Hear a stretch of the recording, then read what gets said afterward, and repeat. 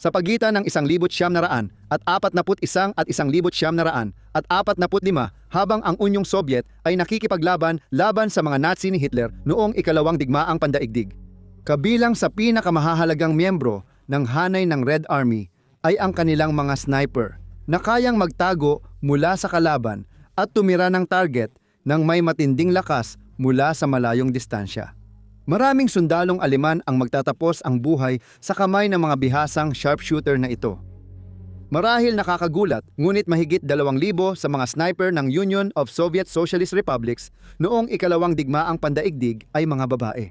Pinagsama-sama, nakapagtala ang mga babaeng ito ng mahigit 11,000 na napatay at nakilala sa kasaysayan bilang ilan sa pinakamabisang mandirigma ng digmaan. May ilang babae na namumukod tangi dahil sa husay nila sa paggamit ng rifle. Sina Ludmila Pavlichenko at Rosa Shanina, kung tutuusin, ang pinakakilala sa kanilang larangan at nagkaroon sila ng nakakatakot na reputasyon dahil dito.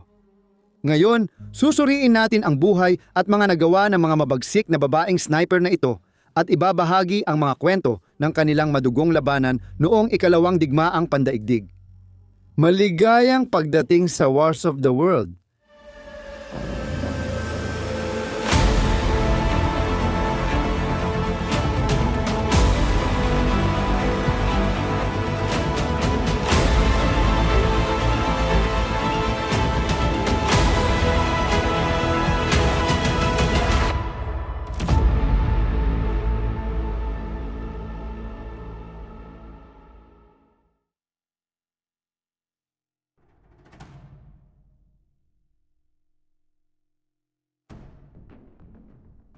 Kaya bakit nga ba pinili ng mga Soviet, partikular, na punuin ang kanilang hanay ng mga babaeng sniper gayong karamihan sa mga hukbo noong panahong iyon ay binubuo halos ng mga lalaki?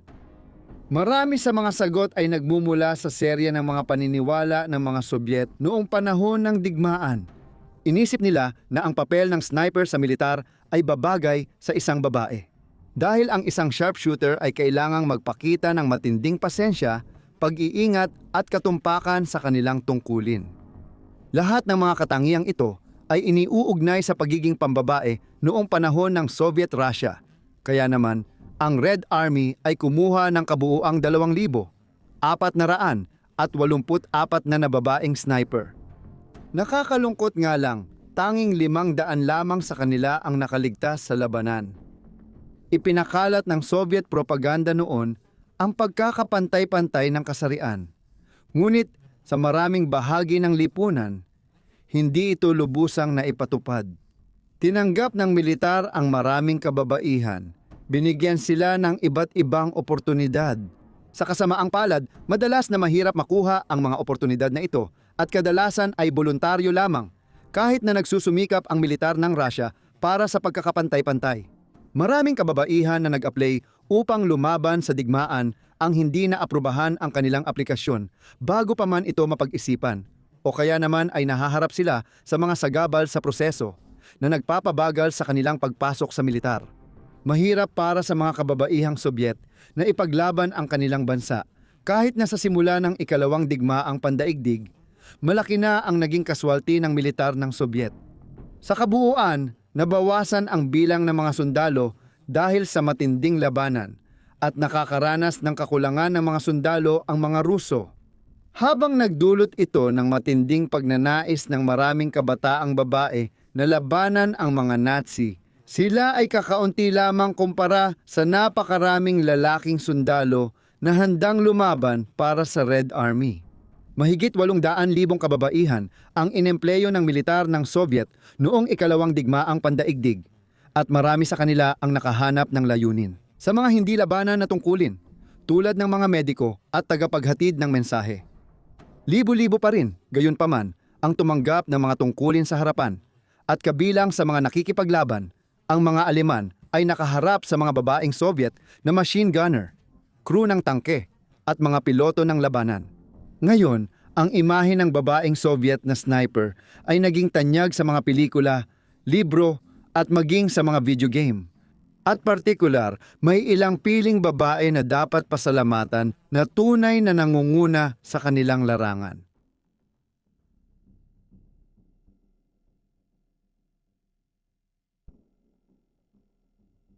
Si Aliya Muldagolova na ipinanganak noong 1925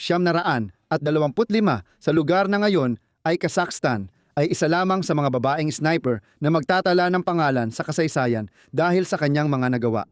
Lumaki siya sa gitna ng taggutom sa Soviet noong 1930s at nagmula sa isang mahirap na pamilya na kailangang magsikap para mabuhay sa probinsya. Kaya't ang maikli niyang buhay ay puno ng karahasan. Ang ina ni Muldagolova ay pinatay ng isang bantay dahil sa pagnanakaw ng patatas noong 1933 at ang kanyang ama ay inuusig ng pamahalaan dahil siya ay inapo ng isang maharlika mula sa panahon bago ang Soviet. Isang taon siyang pag-alagala sa kalye ng baryo nila nang walang tirahan hanggang natulungan ng tiyuhin niya. Lumipat siya sa mga kamag-anak sa lungsod ng Almaty. Sa panahon niya sa Almaty, nagawa ni Muldagolova na makabuo ng kaunting edukasyon mula sa mga pira-pirasong pagkakataon. Ngunit palaging inilalarawan siya bilang isang matatag na tao. Lumipat siya sa Moscow noong 1935 at pagkatapos ay sa Leningrad nang sumali ang kanyang tiyuhin sa Military Transport Academy, kung saan nagawa niyang ipagpatuloy ang kanyang pag-aaral sa loob ng maikling panahon. Nang sumiklab ang ikalawang digmaang pandaigdig noong 1941 si Muldagolova lang ang natirang miyembro ng kanyang pamilya sa Leningrad. Nag-apply siya na sumali sa militar noong 1942 at nanumpang ipagtatanggol ang inang bayan hanggang sa huli. Si Muldagolova ay nagsanay upang maging isang sniper sa murang edad na 17 sa Central Women's Sniper Training School malapit sa Moscow.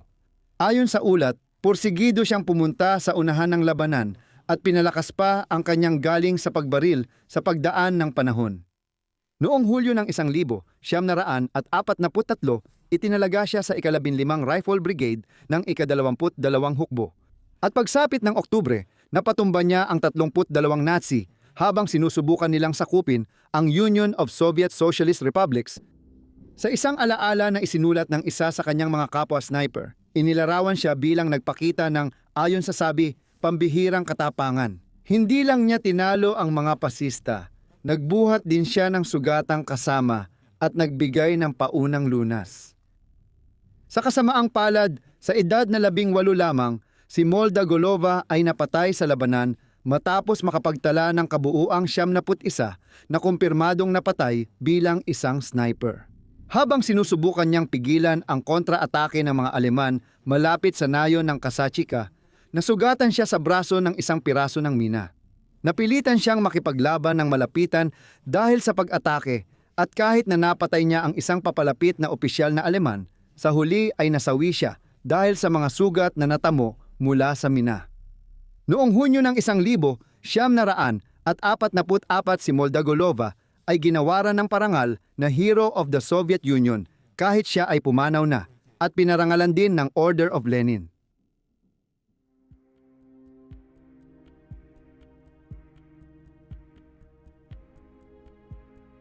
Si Rosa Shanina, isa sa mga pinakakilalang babaeng sniper ng Soviet noong digmaan, ay ipinanganak sa nayon ng Edma sa Rusya noong 1924. Si Shanina ay isa sa 7 magkakapatid at may 3 inampon na ulila at sinimulan niya ang kanyang pag-aaral sa bayan ng Bereznik. Laban sa kagustuhan ng kanyang mga magulang, sinubukan niyang magpatuloy ng sekundaryang edukasyon. Umalis siya sa kanilang bahay sa edad na 14 upang subukang mag-aral sa Archangelsk College. Nagtrabaho siya sa isang kindergarten upang matustusan ang kanyang pag-aaral at nagtapos siya noong 1942 kung kailan ang Union of Soviet Socialist Republics ay nasa gitna na ng digmaan. Ang kapatid ni Shanina na si Mikhail ay pumanaw noong 1941 sa panahon ng kilalang pagkubkob sa Leningrad. Dahil sa labis na kalungkutan, sumali si Shanina sa militar at tinanggap sa Sabobok na programa ng pagsasanay militar. Noong Hunyo ng 1942, pumunta siya sa lokal na shooting range para hasain ang kakayahan bago ang mas mataas na pagsasanay. At di nagtagal ay napunta siya sa Central Women's Sniper Training School sa Moscow. Magaling si Shanina sa pagsasanay at nagtapos na may karangalan. Matapos nito, napabilang siya sa hanay ng 100 84 na Rifle Division kasama ang isang platoon ng kapwa babaeng mga sniper. Agad ipinakita ni Shanina ang galing niya, ngunit matapos mapatay ang unang sundalong Aleman, umatras siya sa takot at pagkabigla sa pagkitil ng buhay. Ipinaalala sa kanya ng kanyang mga kasama ang mga dahilan kung bakit sila nakikipaglaban sa mga pasistang mananakop na ito. Di nagtagal, isinulat niyang pinatay niya ang kalaban nang walang awa at nakita ang kahulugan ng buhay sa kanyang ginagawa. Si Shanina ay naging komandante ng kanyang platoon at tumanggap ng Order of Glory, 3 klase para sa kanyang mga nagawa noong Abril ng 1944. Habang tumatagal ang digmaan, lalong humuhusay si Shanina. Sa kanyang karera, kilala si Shanina na may higit 50 napaslang gamit ang counter-sniper na taktika laban sa mga kalabang sharpshooter. Nalinlang pa niya ang mga sundalong Aleman sa palihim na pagpasok sa teritoryo nila at isa-isang pinatumba ang mga ito. Nanatili siyang determinado na magbigay ng matinding suporta sa harapan. Ngunit sa huli ay napagtagumpayan siya ng mga Aleman sa kanilang pagsubok na palakasin ang kanilang paglusob sa East Prussian Offensive noong unang bahagi ng 1945. Ayon sa huling ulat sa kanyang tala-arawan, inamin niyang palapit na siya sa kakilakilabot na kamatayan habang tumitindi ang putok ng mga Aleman hanggang sa tuluyang nawala ang kanyang buhay. Noong ika-27 ng Enero, isang bala ang sumabog malapit sa kanya na nagbukas ng kanyang dibdib at sa kabila ng mga pagtatangkang iligtas siya, siya ay namatay dahil sa kanyang mga sugat. Pinarangalan si Shanina sa mga pahayagang Sobyet matapos siyang mamatay noong dekada 1960. Pinangalanan sa kanya ang mga kalye sa buong Arkhangelsk Oblast at ang mga organisasyong pampalakasan mula sa lugar ay nagsasagawa ng mga karera ng ski para sa Rosa Shanina Prize.